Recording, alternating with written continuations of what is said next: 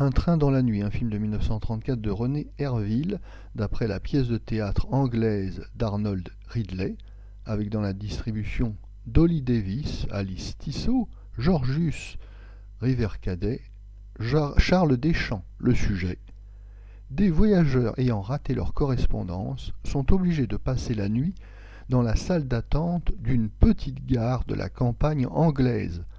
Le chef de gare leur raconte alors qu'un train fantôme fonce dans la nuit à chaque anniversaire d'un accident qui eut lieu là autrefois. Notre avis.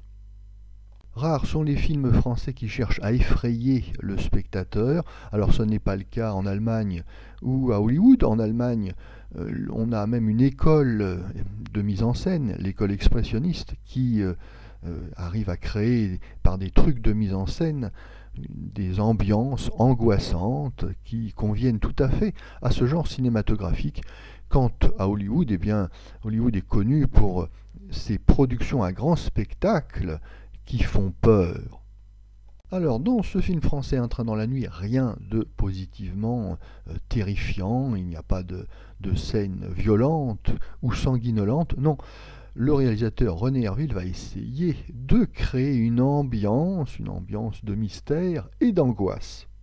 L'atmosphère de mystère est avant tout créée ici par un huis clos théâtral qui enferme donc des personnages au caractère différent dans une petite salle d'attente de gare isolée.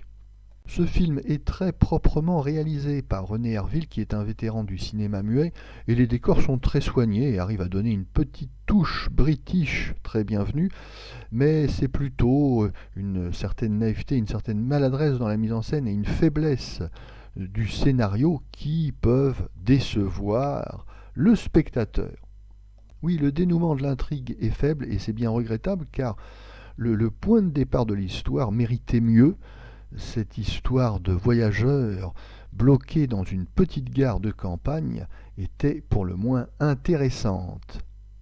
On notera d'ailleurs au passage qu'il en sera de même d'un film de 1966, 2 heures à tuer, avec Pierre Brasseur, Michel Simon, Raymond Rouleau. Oui, décidément, le bon point de départ, qui est celui de voyageurs égarés ou bloqués dans une petite gare de campagne, eh bien ce sujet n'arrive pas malheureusement à accoucher d'un bon scénario et d'un bon film.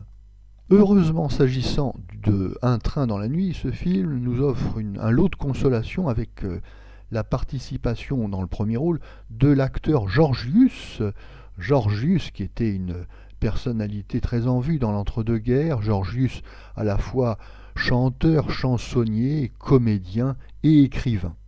Rares sont les apparitions au cinéma de Georgius, et c'est donc avec plaisir qu'on le trouve dans ce petit film, dans le rôle étonnant d'un inspecteur anglais, tant Georgius est l'incarnation du Parisien parfait, débrouillard, rigolard et un petit peu dragueur.